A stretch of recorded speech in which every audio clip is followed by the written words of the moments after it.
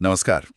तो आज जो स्रोत हमारे सामने हैं वो कहानी बताते हैं एक ऐसे शख्स की जिसे कुछ लोग जीनियस कहते थे, कुछ पागल और शायद कुछ दोनों ही। एक ऐसा इंसान जिसने हमारे देखने, सुनने और एक दूसरे से जुड़ने का तरीका ही हमेशा के लिए बदल दिया।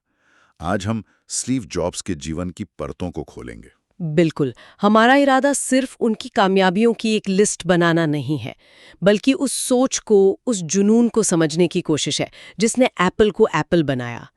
हम ये देखेंगे कि एक गैराज में देखा गया एक सपना कैसे दुनिया के हर हाथ तक पहुंच गया। सही बात है। और ये कहानी सिर्फ टेक्नोलॉजी या बिजनेस की नहीं है। ये जुनून की कहानी है, डिजाइन की, नाकामी की और एक ऐसी जबरदस्त वापसी की जो जो शायरी कभी देखने को मिलती है। और स्रोतों से एक बहुत दिलचस्प बात निकल कर आती है। उनके जीवन के जो सबसे बड़े झटके थे, उनकी सबसे बड़ी नाकामियां, वही असल में आगे चलकर उनकी सबसे बड़ी ताकत बनी। कहानी की शुरुआत ही मतलब किसी फिल्म की तरह है। 24 फरवरी 1955 एक बच्चे का जन्म होता है जिसे उसके असली माता पिता गोद देने का फैसला करते हैं और उसे गोद लेते हैं पॉल और क्लारा जॉब्स। एक साधारण सा वर्किंग क्लास कपल।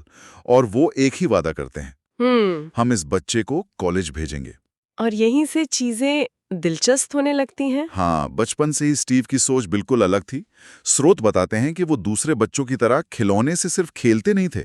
वो उन्हें खोलकर पुर्जा पुर्जा अलग करके ये समझने की कोशिश करते थे कि ये काम कैसे करते हैं। उनके अंदर चीजों की तह तक जाने की एक बेचैनी थी। और इसी दौर में उनके पिता, जो एक मैकेनिक थे, ने उन्हें एक ऐसा सबक सिखाया जो आगे चलकर एप्पल की पहचान बन गया। अच्छा, क्या था वो गैराज में काम करते हुए स्टीव से कहते थे कि किसी भी चीज को बनाओ तो उसकी कारीगरी पीछे से भी उतनी ही अच्छी होनी चाहिए जितनी सामने से दिखती है। मतलब कैबिनेट का वो हिस्सा भी खूबसूरती से बना होना चाहिए जो दीवार की तरफ होगा। बिल्कुल, जिसे कोई कभी नहीं देखेगा। ये तो कमाल की बात है। मतलब परफेक्शन सिर्फ उसके लिए नहीं जो दुनिया देखेगी, बल्कि अपने काम के प्रति पूरी ईमानदारी। एग्जैक्टली। ये सिर्फ लकड़ी का काम नहीं था, ये एक सोच थी, एक दर्शन था।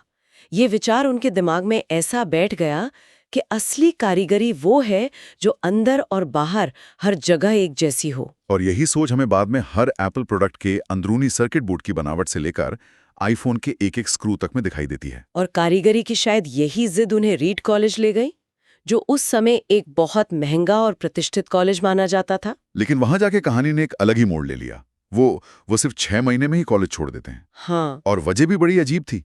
उन्हें लग रहा था कि उनके माता पिता की उनकी जिंदगी भर की कमाई एक ऐसी पढ़ाई पर खर्च हो रही है जिसका उन्हें कोई फायदा नजर नहीं आ रहा था। तो उन्होंने पढ़ाई छोड़ दी, लेकिन उन्होंने कैंपस नहीं छोड़ा। अच्छा। और दोस्तों के कमरों में फर्श पर सोते रहे, कोक की खाली बोतलें बेचकर खाने के पैसे जुटाते थे।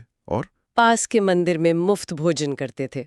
और इसी दौरान उन्होंने एक ऐसी चीज की जिसने अनजाने में टेक्नोलॉजी की दुनिया का भविष्य लिख दिया। उन्होंने कॉलेज की क्लास में जाना जारी रखा, जिसके लिए उन्होंने कोई फीस नहीं दी थी। वो क्लास थी कैलीग्राफी की। कैलीग्राफी मतलब सुंदर लिखावट की कला। एक कॉलेज ड्रॉप आउट जिसके पास खाने के पैसे नहीं है, वो सुंदर लिखना क्यों सीख रहा है? उस वक्त तो ये बिल्कुल बेमतलब लगा होगा। हाँ, उस वक्त इसका कोई प्रैक्टिकल इस्तेमाल नहीं था। उन्होंने खुद बाद में कहा कि उस समय उन्हें नहीं पता था कि ये ज्ञान कभी काम आएगा। वो सिर्फ इसलिए सीख रहे थे क्योंकि उन्हें वो कला खूबसूरत लगती थी। उसमें एक इतिहास था, एक बारीकी थे जो उन्हें खींच रही थी। और यही तो खास बात है, कभी कभी जिंदगी में वो चीजें सबसे ज्यादा मायने रखते हैं जिनका उस वक्त कोई मतलब नहीं लगता। ये तो कमाल है। मतलब एक ऐसी क्लास जिसका उस वक्त कोई मतलब नहीं था, उसने 10 साल बाद पूरी इंडस्ट्री का चेहरा बदल दिया। बिल्कुल। 10 साल बाद जब वो और स्टीव वॉज़नियाक पहला मैकिन्टॉश कंप्यूटर बना रहे थे, तब कैलीग्राफी की ये सारी समझ काम आई। पहली बार किसी पर्सनल कंप्यूटर में अलग-अलग खूबसूरत टाइप फेसेस और फॉन्ट्स थे। इसने कंप्यूटर को सिर्फ एक कैलकुलेटिंग मशीन से निकालकर एक रचनात्मक टूल बना दिया। इसने टेक्नोलॉजी को एक कलात्मक आत्मा दी। सही कहा। और आपने स्टीव वोज़नियाक का जिक्र किया। इन दोनों की जोड़ी कमाल की थी। एक के बिना दूसरा अधूरा था। स्रोत बताते हैं कि वोज़नियाक, जिन्हें वॉज भी कहा जाता था, एक जीनियस इंजीनियर थे, तकनीक के जादूगर। और जॉब्स थे सपनों के सौदागर। ये साझेदारी बहुत बहुत जरूरी थी। वोज के पास जटिल से जटिल सर्किट बोर्ड को आसान बनाने की कला थी, लेकिन जॉब्स के पास वो नज़र थी जो देख सकती थी कि इस टेक्नोलॉजी को एक ऐसे प्रोडक्ट में कैसे बदला जाए जिसे लोग सिर्फ इस्तेमाल न करें बल्कि उससे प्यार करें। वोज पूछते थे ये कैसे बनेगा, और जॉब्स पूछते थे ये हमारी जिंदगी कैसे बदलेगा। और इसी सोच के साथ 1976 में जॉब्स के माता पिता के गैराज से एप्पल कंपनी की शुरुआत हुई। कोई बड़ा ऑफिस नहीं, कोई इन्वेस्टर नहीं, बस दो दोस्त और एक सपना ये कि कंप्यूटर हर आम इंसान के हाथ में होना चाहिए। यहीं पर एप्पल 1 और फिर एप्पल 2 बने, और उसी ने पर्सनल कंप्यूटर की क्रांति ला दी। हाँ, और कंपनी तो रॉकेट की तरह आगे बढ़ी। कुछ ही सालों में गैराज की वो कंपनी अरबों डॉलर की बन गई, और स्टीव जॉब्स सिर्फ 25 साल की उम्र में एक मल्टी मिलियनर बन गए। वो अमेरिका के सबसे मशहूर बिजनेस आइकॉन में से एक थे। लेकिन फिर कहानी में एक जबरदस्त ट्विस्ट आता है। हाँ, 1925 में ये तो मतलब अविश्वसनीय लगता है। कोई अपनी बनाई कंपनी से कैसे निकाला जा सकता है? क्या वो इतने मुश्किल इंसान थे कि बोर्ड को ये कदम उठाना पड़ा? ये एक जटिल मामला था। जैसे जैसे एप्पल बड़ी हुई, जॉब्स का काम करने का तरीका, उनका जुनून, उनका अड़ियल स्वभाव, वो कंपनी के दूसरे लोगों के लिए मुश्किल होता गया। वो परफेक्शन के लिए किसी भी हद तक जाते थे, अपनी टीम पर बहुत दबाव डालते थे। उनका मानना था कि बेहतरीन काम करवाने के लिए सख्त होना जरूरी है। उन्होंने पेप्सी के प्रेसिडेंट जॉन स्कली को खुद एप्पल का सीईओ बनने के लिए मनाया था। अच्छा। लेकिन जल्द ही दोनों के बीच कंपनी को चलाने के तरीके को लेकर गहरे मतभेद हो गए।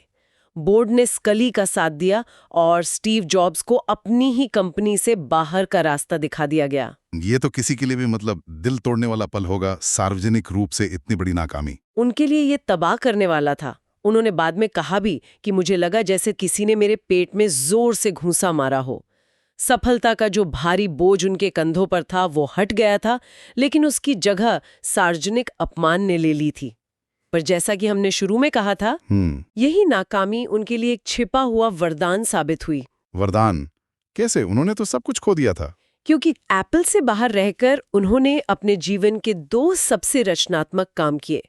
पहली कंपनी बनाई नेक्स्ट, जो बहुत महंगे और पावरफुल कंप्यूटर बनाती थी।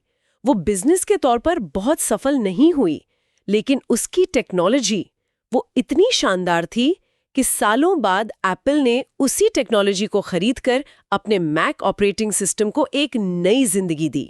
और दूसरी कंपनी पिक्सार, जिसे आज हर कोई जानता है। हाँ, उन्होंने जॉर्ज लुकास से एक छोटी सी ग्राफिक्स डिवीजन खरीदी और उसे पिक्सार नाम दिया।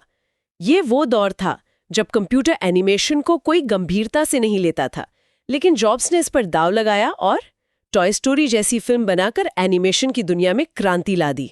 तो इससे ये साबित हुआ कि उनका विजन सिर्फ कंप्यूटर हार्डवेयर तक सीमित नहीं था। बिल्कुल, वो कहानी कहने की ताकत को भी समझते थे। यहाँ एक बात और है। कहा जाता है कि एप्पल में उनका अंदाज एक तानाशाह जैसा था, लेकिन इन कंपनियों ने उन्हें बदल दिया। ये बिल्कुल सही विश्लेषण है। एप्पल में वो एक बॉस थे जो हुक्म चलाते थे, लेकिन पिक्सार में उन्हें दुनिया के सबसे बेहतरीन एनिमेटर्स और कहानीकारों के साथ काम करना था। सही बात है। ये वो लोग थे जिन्हें आप सिर्फ हुक्म नहीं दे सकते, आपको उन्हें मनाना पड़ता है, प्रेरित करना पड़ता है। नेक्स्ट और पिक्सार के अनुभवों ने उन्हें सिखाया कि महान लोगों की टीम को कैसे संभाला जाता है, और यही वो सबक था जो वो अपने साथ एप्पल में वापस लेकर आए। और उनकी वापसी भी किसी फिल्मी कहानी से कम नहीं थी।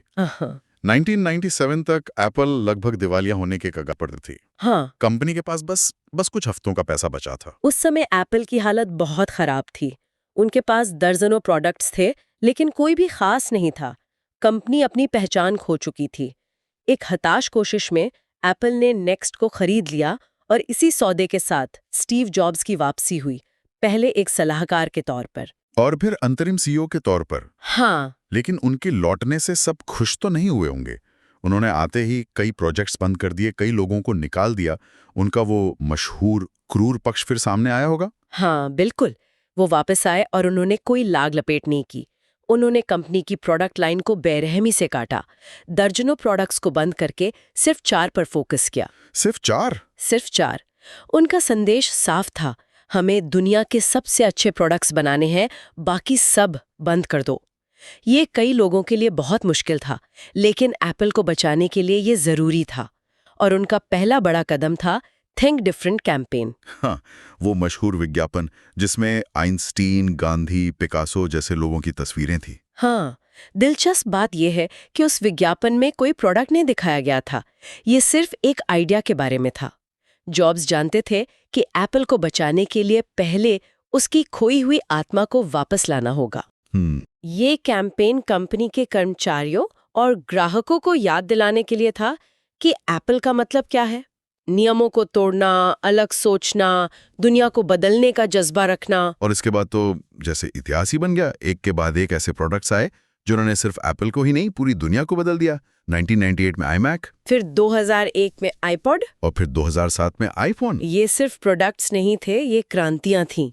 iMac ने कंप्यूटर को बोरिंग बेज बॉक्स से निकालकर एक खूबसूरत रंगीन चीज बना दिया। सही बात है। iPod ने सिर्फ 1000 गाने हमारी जेब में नहीं डाले, उसने iTunes के जरिए पूरे म्यूजिक इंडस्ट्री को बदल दिया। और आईफोन ने तो सब कुछ बदल दिया। क्या अब ये कहना सही होगा कि आईफोन सिर्फ एक फोन नहीं था, बल्कि उसने हमारी आदतें ही बदल दी? PS डिवाइस अलग, आईफोन ने इन सबको एक डिवाइस में डाल दिया। लेकिन असली क्रांति थी ऐप स्टोर। उसने एक पूरी नई इकोनॉमी बना दी।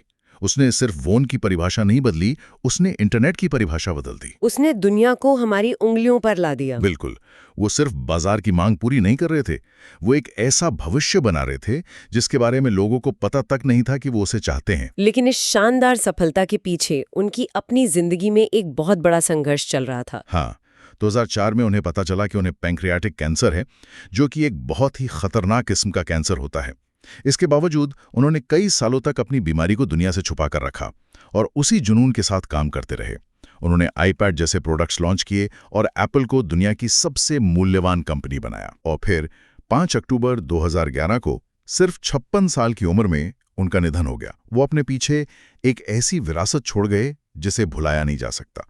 और स्रोत उनकी सबसे बड़ी सीख थिंक डिफरेंट को ही बताते हैं। ये सिर्फ एक विज्ञापन का नारा नहीं था, ये उनके जीने का तरीका था। उनके एक और बात बहुत मशहूर है जो उन्होंने स्टैनफोर्ड यूनिवर्सिटी के एक भाषण में कही थी, स्टे हंग्री, स्टे फूलिश। इसका असली मतलब क्या है? भूखे रहो, मूर्ख बने रहो? ये सुनने में थोड़ा अजीब लगता है। इसका एक गहरा मतलब है। स्टे हंग्री का मतलब है कि हमेशा कुछ नया सीखने की, कुछ और बेहतर करने की भूख अपने अंदर जिंदा रखो, कभी भी संतुष्ट होकर मत बैठो। और स्टे फूलिश का मतलब है कि हमेशा एक नौसिखिए की तरह सोचते रहो। ये मत मानो कि तुम सब कुछ जानते हो। सवाल पूछने, जोखिम उठाने और वो काम करने से मत डरो जिसे लोग मूर्खता कहें, क्योंकि दुनिया वही लोग बदलते हैं जो ये मानने को तैयार होते हैं कि वो शायद गलत हो और कुछ नया आजमाने की हिम्मत रखते हैं। यही उनकी पूरी जिंदगी का सार था। बिल्कुल। तो इन सभी स्रोतों को मिलाकर देखें तो स्टीव जॉब्स की कहानी एक गोद लिए हुए बच्चे से शुरू होकर दुनिया को बदलने वाले एक आइकॉन बनने तक का सफर है। ये सिर्फ दिमाग की कहानी नहीं है, ये हार न मानने वाले जज्बे, अपनी गलतियों से सीखने और हर बार पहले से ज्यादा मजबूती से वापसी करने की कहानी है। बिल्कुल। उनकी कहानी हमें ये सोचने पर मजबूर करती है कि जुनून, डिजाइन और अपनी कला के प्रति ईमानदारी से क्या कुछ हासिल किया जा सकता है। एक आखिरी विचार जो श्रोताओं के लिए छोड़ा जा सकता है, अगर स्टीव जॉब्स ने उस एक कैलीग्राफी क्लास को बेमतलब समझकर छोड़ दिया होता तो क्या आज हमारी डिजिटल दुनिया का अनुभव इतना खूबसूरत और आसान होता? ये दिखाता है कि जीवन में कोई भी अनुभव बेकार नहीं जाता, बस हमें उन बिखरे हुए बिंदुओं को जोड़ने की कला आनी चाहिए, भले ही वो बहुत बाद में समझ आए।